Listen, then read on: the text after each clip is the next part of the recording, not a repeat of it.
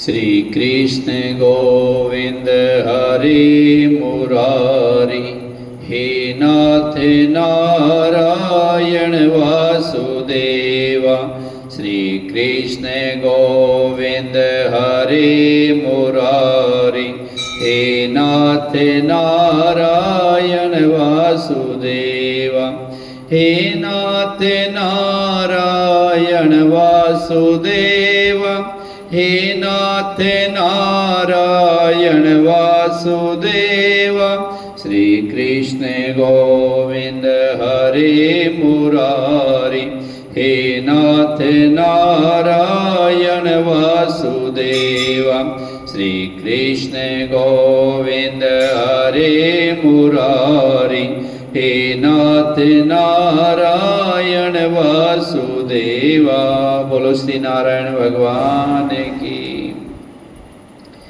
बड़ा पुण्यमयी कार्तिक मास अब चल रहा है और आज बड़ी पुण्यतिथि एकादशी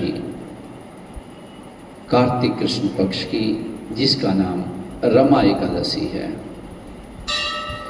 धर्मराज जी कहते हैं कि हे भगवान, अब आप मुझे कार्तिक मास के कृष्ण पक्ष की एकादशी का क्या नाम है तथा इसमें कौन सा फल मिलता है, सो सब विस्तार से कहिए।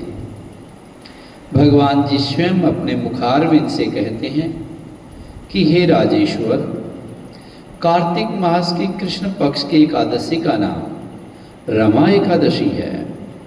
इसके व्रत से समस्त पाप नष्ट हो जाते हैं और इस एकादशी की कथा सुनने का भी बड़ा पुण्य है।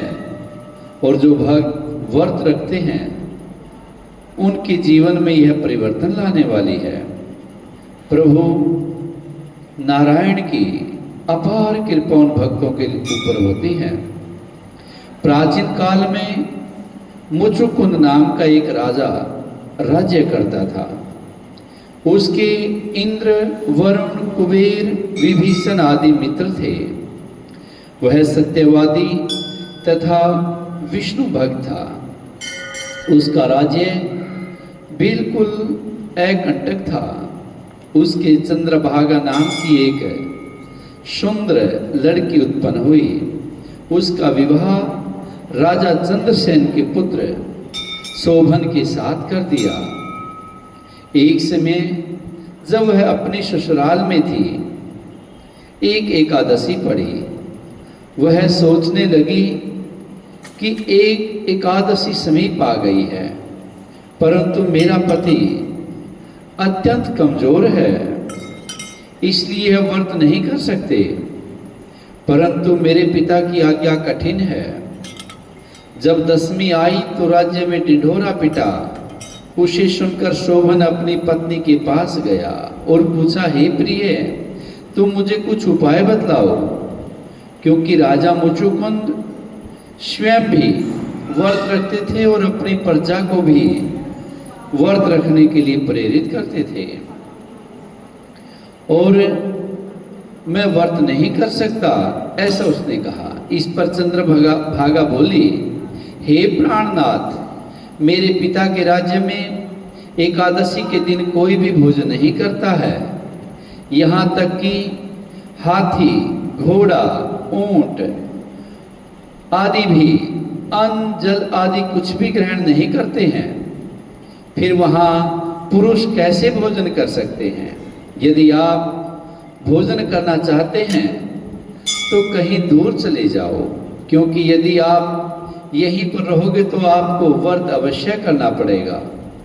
इस पर शोभन बोला, हे प्रिय, आपका कहना बिल्कुल ठीक है, मैं व्रत करूँगा। मेरे भाग्य में जो लिखा है वह होकर के ही रहेगा।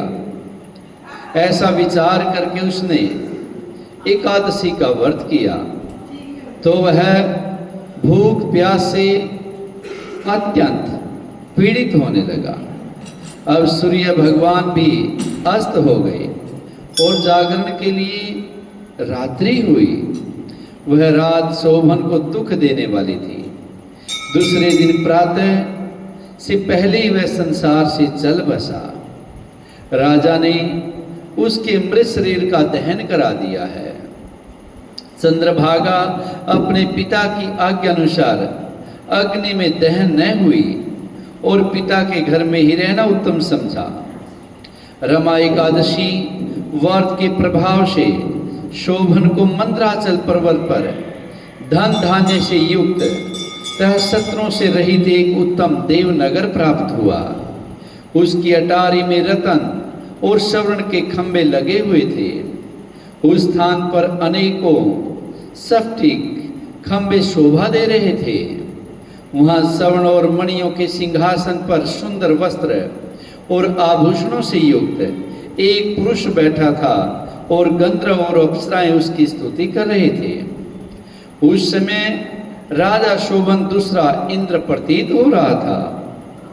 एक समय मुचकुंद नगर में रहने वाला एक सोम शर्मा नाम का ब्राह्मण तीर्थ यात्रा के लिए निकला और उसने घूमते घूमते देखा। उस ब्राह्मण ने उसको अपने राजा का जमाई समझ करके और उसको जाना उसके निकट गया। राजा शोभन ब्राह्मण को देख करके आसन से उठ खड़ा हुआ और अपने ससुर तथा स्त्री चंद्रभागा की कुशलता पूछने लगा। सोम शर्मा ब्राह्मण बोला, हे राजन, हमारे राजा कुशल से हैं और आपकी रानी चंद्रभागा भी कुशल पूर्वक हैं। अब आप अपना वृत्तांत बतलाइए। मुझे यह बड़ा आश्चर्य है कि ऐसा विचित्र और सुंदर नगर जिसको तो मैंने कभी पहले सुना और न ही कभी देखा है, आपको किस प्रकार से प्राप्त हुआ।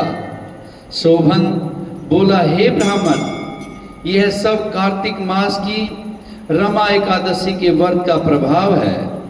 इसी से मुझे यह अनुपम नगर प्राप्त हुआ है, परंतु यह अस्थायी है। इस पर ब्राह्मण बोला, हे राजन, यह अदुख क्यों है, स्थायी क्यों नहीं है, और यह स्थायी किस प्रकार हो सकता है, दुख कैसे हो सकता है, आप मुझे समझाइए। मैं आपके कहे अनुसार ही करूँगा। आप इसमें किंचित मात्र भी झूठ न समझे। हे ब्राह्मण, मैंने श्रद्धा पूर्वक व्रत किया था, उसके प्रभाव से मुझे यह नगर प्राप्त हुआ, इसलिए मैं इसे अस्थायी मानता हूँ। यदि तुम इस वृत्तांत को राजा मुचुकुंद की पुत्री चंद्रभागा से कहोगे तो वह इसको स्थायी बना सकती है। ब्राह्मण ने वहां से आकर के चंद्रभागा से समस्त वृत्तांत को कहा है।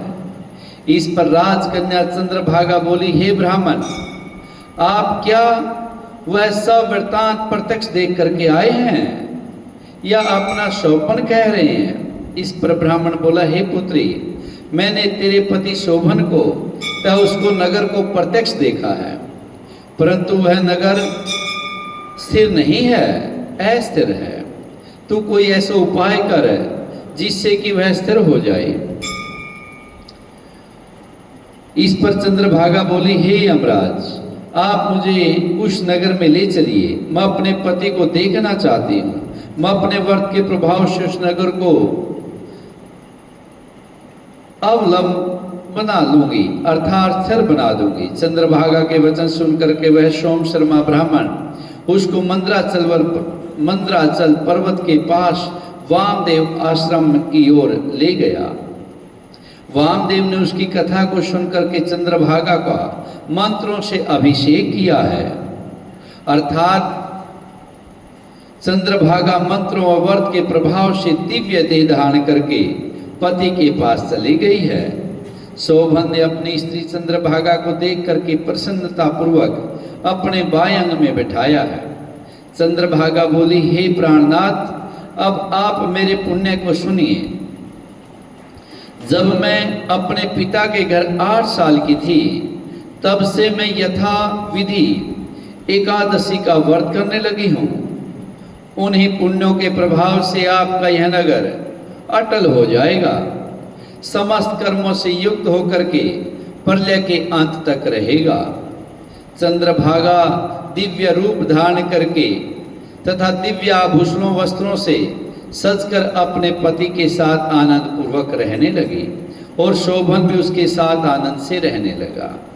अर्थात एकादशी व्रत कितनी महत्ता है। ये जो व्रत करते हैं स्वयं का तो कल्याण करता ही है, लेकिन कोई धर्मात्मा अपने व्रतों से दूसरे का भी कल्याण कर सकते हैं। हे राजन, यह मैंने रमा एकादशी का महत्व कहा है। जो मनुष्य इस एकादशी के व्रत को करते हैं उनके समस्त ब्रह्म इत्यादि पाप नष्ट हो जाते हैं। जो मनुष्य रमा एकादशी का महत्व सुनते हैं वह अंत समय में विष्णु लोक को जाते हैं, इसमें कोई संदेह नहीं है। बोलिए श्री नारायण भगवान